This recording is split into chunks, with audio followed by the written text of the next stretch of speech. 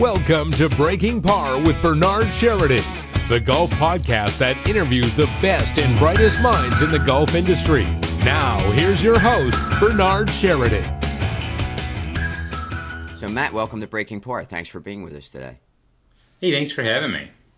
So, tell us a little bit about your journey in golf. Where did it begin? In other words, when was the first time you picked up a golf club? And then what did that journey lead you to decide to get into it as a career?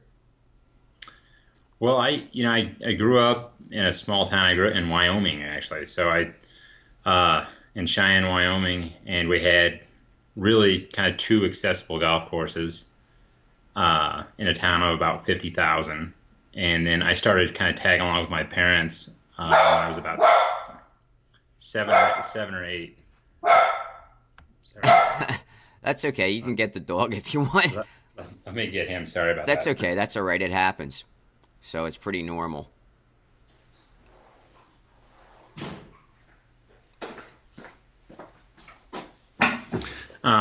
So grew up in a small town of about 50,000, two golf courses. Started playing when I was about 7, 8, and really golf was the kind of the third or fourth sport, between basketball and flag football and all the other stuff. And it was just a summer thing. Our golf season was very, very small. Even if you wanted to stretch it, it was April to September tops. So in those times it was kind of little summer camp in June, and then a couple times here and there. But I became a pretty good regional player. Had a decent junior career. And ended up playing a little bit of college golf, and then really I started picking golf balls when I was 14, just so I could play golf for free at the local muni. And the gentleman that I worked for ended up being a pretty huge influence on my life. He was not only my first boss, but he was also one of the high school coaches in town, and so there was a huge influence into that. He was a PGA professional, and so that was kind of a big deal to have someone like that to really kind of start to work under and get into the business. And so even though I was trying to play competitively, I always had kind of that golf business background of working and picking up balls and parking carts and starting at a super young age. And then I eventually kind of moved into the shop, and then I got into a PGM program. So I went from college golf. I transferred down to UNLV. It was one of the first classes to come out of the PGM program there, and that was kind of my foray initially into the golf business. And then it's kind of segued into teaching. I got very fortunate. I got on with Dave Pelz, and I was able to work for Dave for almost 3 years. And was traveling the country and doing all the stuff with Dave, and then I got a chance to come back out to Las Vegas again in 2009 at TPC Las Vegas, and so that was and TPC was when I was really able to kind of actually establish myself as a teacher and build a clientele and do that whole thing. Is your specialty short game like David is, or are you pretty much go across the board? I'm pretty much across the board. I have the short game base, and I love to teach short game. It's what I like to teach the most, but it's across the board, kind of touch everything. So for our listeners out there, what are some of the things that since you did work with Dave for many years, what are some of the things that you would recommend to them to improve their short game? I think understanding some of the things. There's all the mechanical issues and items like that, but I think the management piece of short game is a huge piece to get into people of just kind of understanding if we can manage the trajectory of the golf ball over a period of time in different situations, we're going to be more consistent, right? So instead of trying to fly it all the way to the hole when we're 5 feet off the ground. If we can modify the trajectory and get the ball on the ground as soon as possible. Most people tend to do pretty good. I mean, there's a little bit more to it than that, but kind of just that right there. I think that mindset, especially in juniors, like in that 12 to 14, 15-year-old range. I mean, if you can kind of get that understanding into them, I think that's a big deal. I find too that that a lot of players they're always trying to. It's almost like they're thinking of it as like that beanbag toss, where they're trying to throw it in the hole, and it's impossible to throw it in the hole because usually when you throw it that far, it's going to go way past the hole. That's right. That's right. And then most people don't have the impact conditions to actually create the friction that's needed to actually create controllable spin. And so then it's a double-edged sword right there, right? Yeah, big deal. Now, do you find that in short game, I know that with my students that I work with, I find that if I get their core, or we call it workhorse, a little bit more involved, they have a tendency to be able to square the club face up better. They have a tendency to hit the ball more on line to make crisper contact because they're not quite as handsy or hitting it like a putt or, things like that. But what's your take on that? Yeah, I would agree with that. That was Dave's big deal, is always kind of get core moving and body moving, a ton of body. His name was Dead Hands, Dead Arms. And, I've gone a little kind of different in terms of some research on that, but yeah, I agree fully. Most people over the whole in the golfing population, I think if you can get more body working and kind of get their hands and arms kind of reduced in what they're trying to do, and especially in terms of sequence, it's a big deal. Yeah, I know that because, unfortunately, the hands have a lot of little moving parts, and it's really difficult for them to square those things up consistently all the time. That's right. Whereas if the hands are a little bit more passive, it's a lot easier just to rotate or to move towards the target through the shot, which helps them stay a lot more square at impact and make more solid impact. Yeah, I agree. And I mean, if a lot of people, the closer they get to the green, basically the less they start moving their body. And I almost, to some degree, it should almost be more, right? In terms of sequence. I totally, agree with that. I mean, I'm wholehearted into that whole thing, and the more that I see with technology that I'm using, not as much in short game because I really don't use the technology as much in the short game as I do in the full swing. But I really see that when a player uses their core, or what we call workhorse, at impact zone, and gets their core moving better, you see different patterns going on with what kind of pressure they're putting into the ground and where their weight is and what their weight transfer is doing and how that's translating into shaping shots and path and things of that nature. Yeah, agreed.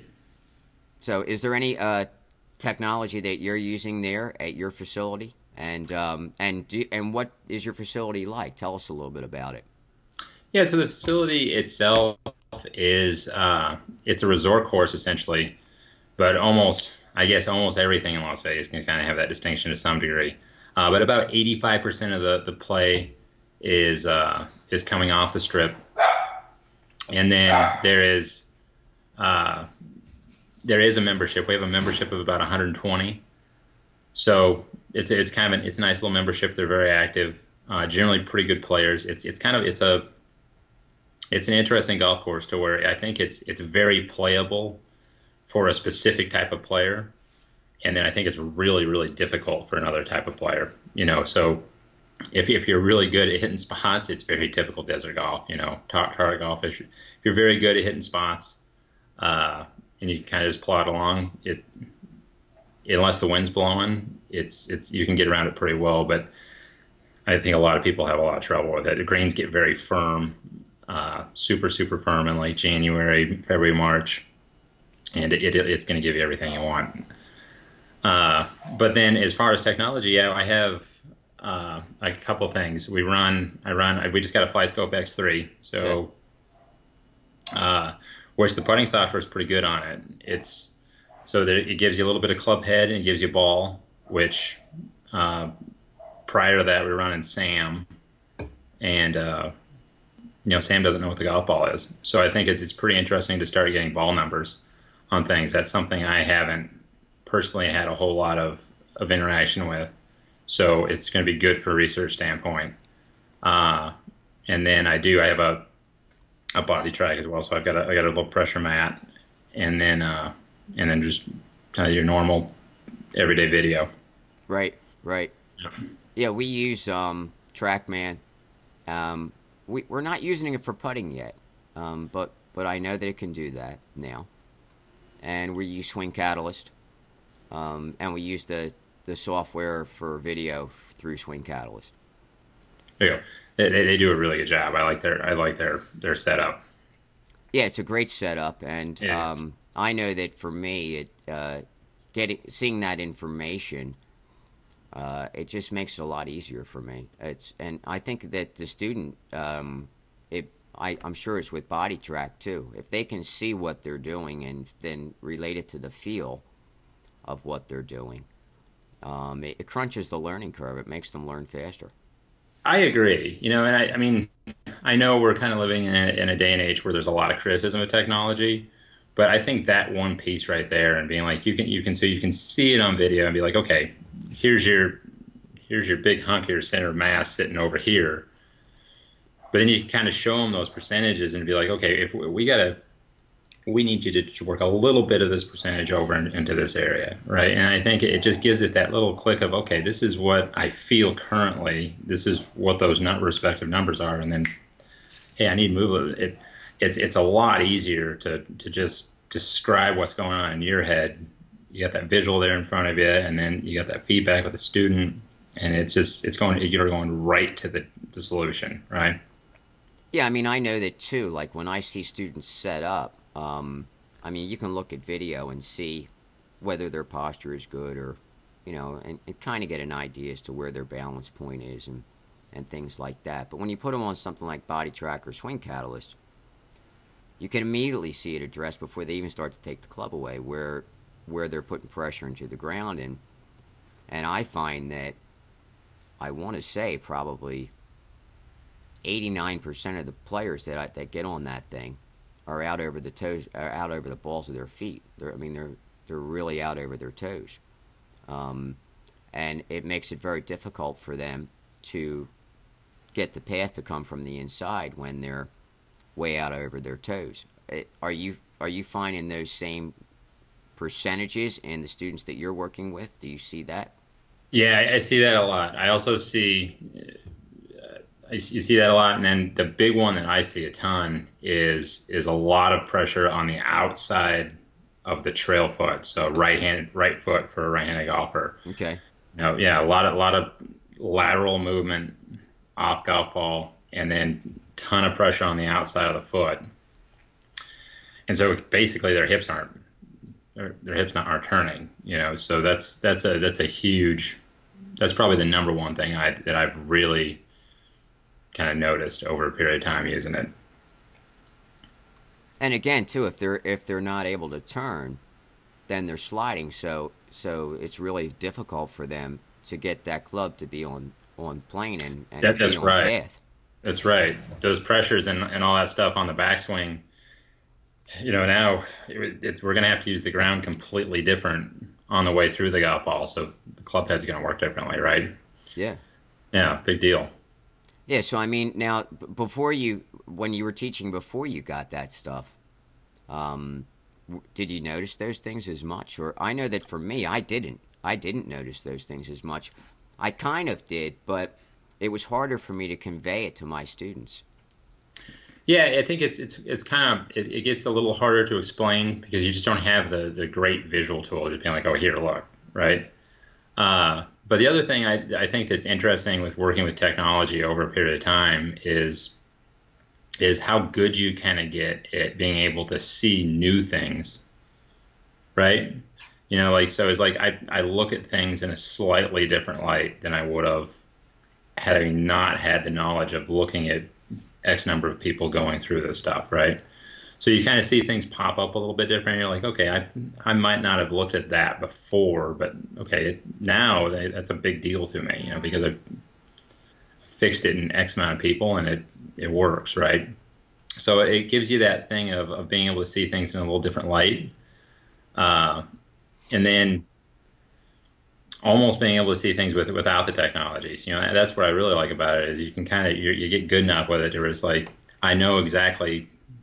Sometimes it tricks you. Sometimes the visuals are really off. Sometimes, you know, it just, that's where it's really nice to have the technology, right? Is when it's visually, it's way different than the technology is presenting it. But that's kind of, those are the two things that it's modified a lot with me. Sure. Now, since you're in a resort area, do you find that seasonally things change, or is Vegas not like that? Where Vegas is like it's always season in Vegas. It's actually there is two definite off seasons in Las Vegas, and there's two definite on seasons, and I think that would even go into the hotels as well.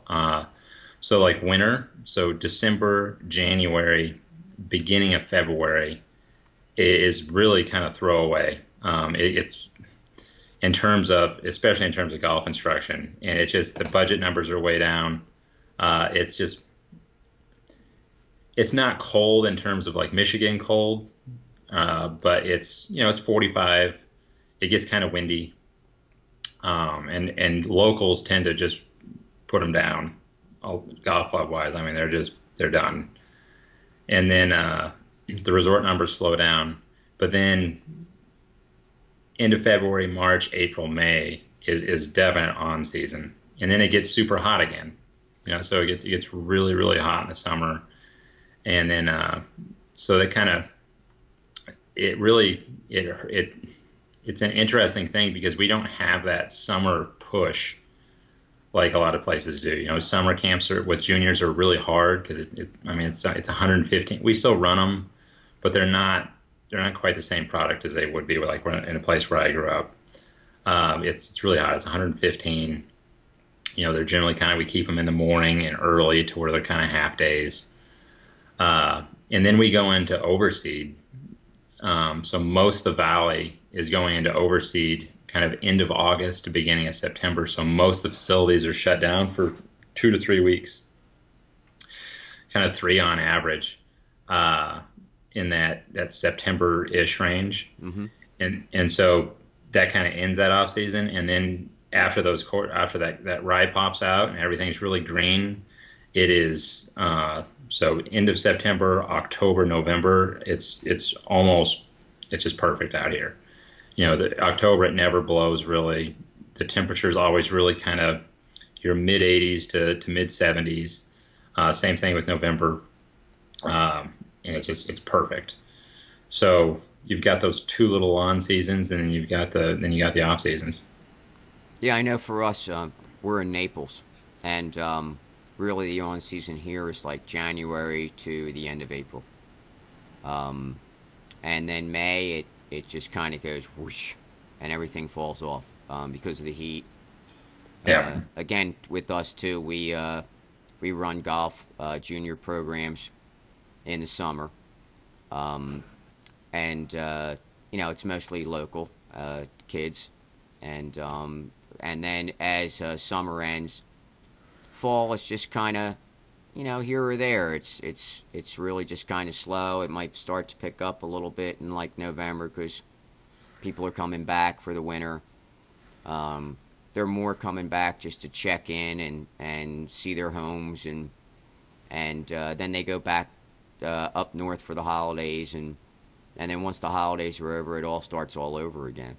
But I was always curious about Vegas because I didn't really realize that Vegas was cooler in like January and February. I never knew that. Yeah, it'll get to, you might get a 60-degree day in there, but 60 is pretty nice for that time of year. Yeah, there's a weird, everybody kind of thinks it's warmer. We're like Phoenix is in the summer, Phoenix is going to be anywhere from 5 to 8 degrees hotter, and then in the winter, I mean, they can be 5 to 10 degrees warmer on any given day. Which 10 degrees that time of year is a big deal. I mean, they might get if we're at 60, they might be at 70, and it's super nice down there, and and then it drops down, but average kind of 45 to 55, right in there. Yeah, that's surprising to me. Yep. I never realized that. I mean, I thought that because it's like desert, that it would be like it is here in Florida, that it would be like 70 degrees, most of the year or hotter.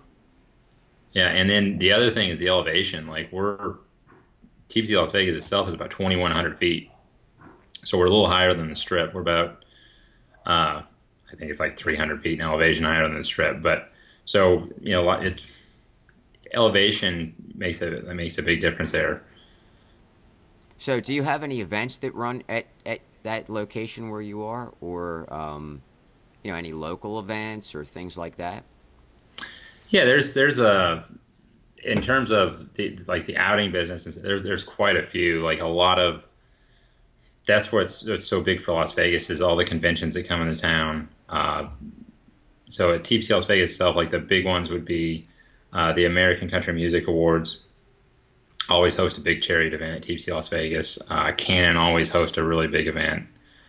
So there's a lot of stuff like that coming in, and the staff they do a really great job with those events. And then as far as big competitive events, there's always kind of the State Am was there, 3 years ago now.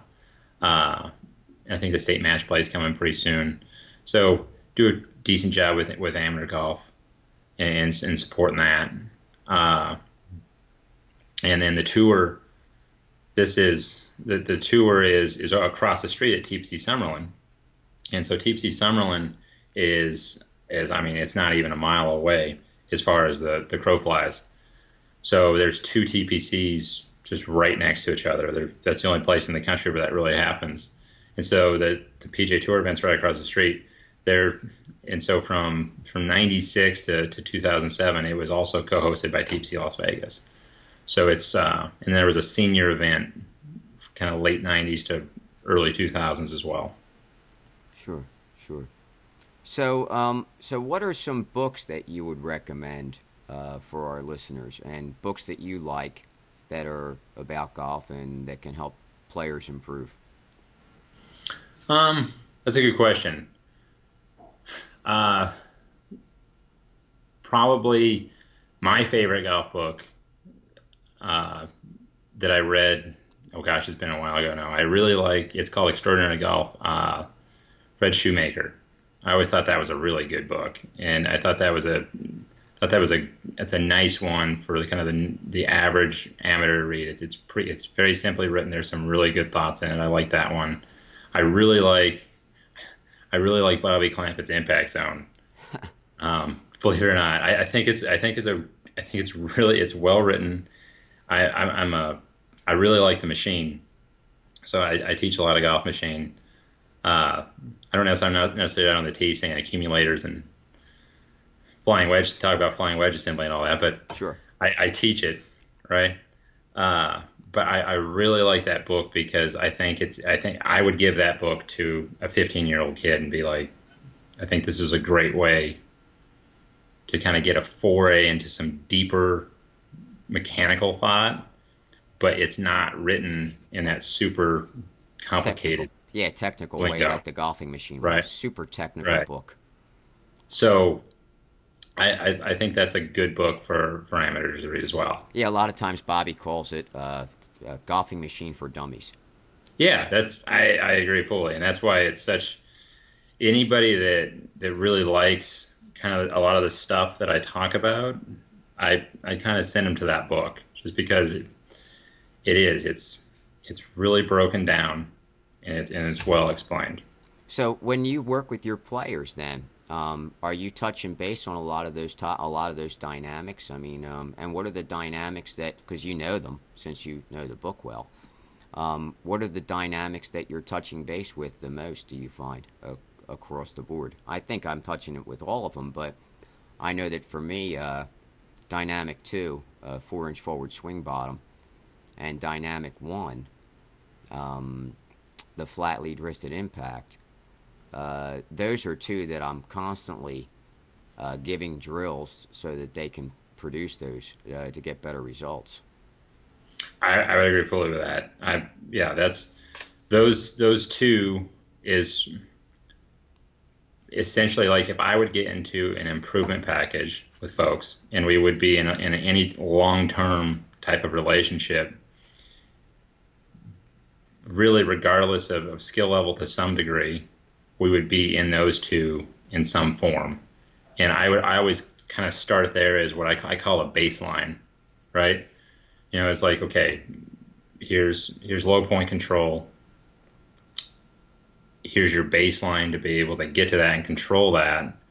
And then now, if we divert from that in terms of like a slump or just get some form of misunderstanding, we can always return back to this baseline, and that's where we're going to jump off from. Yeah, that's where I go. Those are the first two, and everybody seems to be. There's always something in there that can be improved, right? Oh, absolutely. I mean, it's no matter how good of a player you are. I mean, and that's what's so great about golf. It's like life. No matter where you are, you always want to try to do better. Right. That's human nature too, I believe. I mean, I think that most people aren't. Maybe a lot of people are satisfied with just being mediocre, but I think that there's a lot of us who aren't. That we don't want to be mediocre, and we want to be as good as we can at what we do in our lives and in our game. Yeah, I think it's kind of interesting to touch on that because, like, I remember, when you're younger, you're kind of naive to a lot of things, and I remember when I was in high school, and I was getting to be a pretty good player, and I was playing a ton of competitive golf. I kind of lost face of or touch with kind of the recreational side of it. You know, you're pushing so hard to get to good at the competitive side of it, and you kind of, you look at non-competitive players and you're just like, well, gosh, why do they even play? Because it's like, well, they can't go play in a tournament. But now, you kind of look at it and you look at it in a different light. It's like, well, I don't play much competitive golf anymore. I really don't. I'm teaching. It's impossible. It's impossible, right? I know that feeling. I mean, I've played all of one round in the past 3 years. Yeah, just because I'm too busy with life and teaching. That's right. You catch it, and that's where we're all at. But I think that it's really interesting because there's that intrinsic drive, and that's the answer to that question of why do they play? Well, we all have that thing where it's like I want to enjoy my leisure time, right? And there's always that little push in us of where it's like I think I can get a little bit better, right? And then it's always there, and that's what kind of defines us as a species, right? I certainly hope so. I mean, to me, it's I try to be a better person than I was each day. I don't always achieve that. That's for sure, because I'm human. That's right. And sometimes I let the daily normal things that are going on in my life interfere with me. I dwell on those things or whatever, and whether they're good or bad. Sometimes we get wrapped up into it, and we have egos and things of that nature, and that's again because we're humans. But if we can kind of try to do a little bit better each day, and it doesn't have to be a lot better. We'll be surprised how much farther forward we can move in a short period of time. It's like taking a baby step every day, and next thing you know, you turn around and you walked a mile.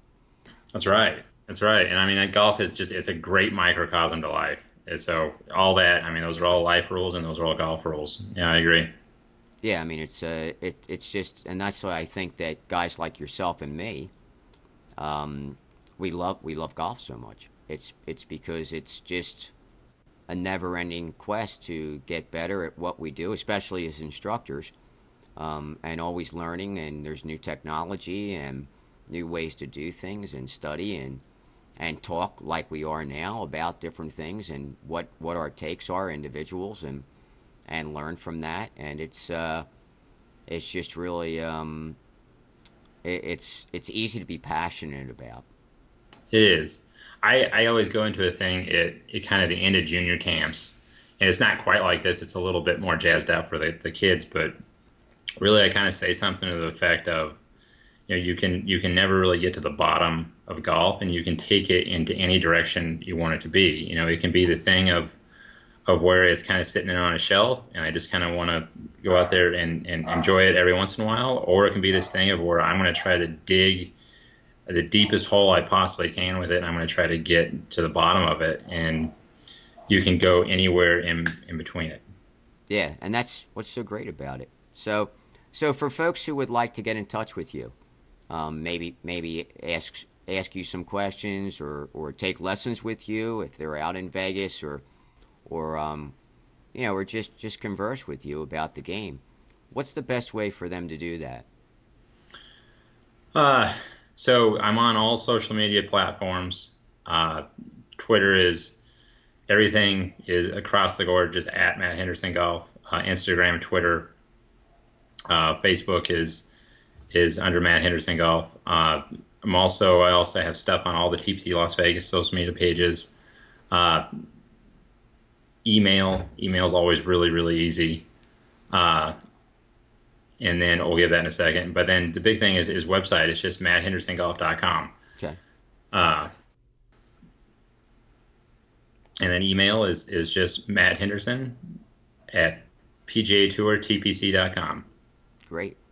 Awesome. Well, Matt, thanks a lot for taking the time out. I really appreciate you being on and giving the audience some of your insight into the game. And it's been an absolute pleasure. And until we meet again, do your best to keep it in the short grass. Hey, you as well. Thanks for having me on. All right. Thanks so much. Thank you. You've been listening to Breaking Par with your host, Bernard Sheridan. Follow us on Twitter @BreakingPar and on Facebook @Par Breakers Golf Academy. Until next week, try to keep it on the short grass.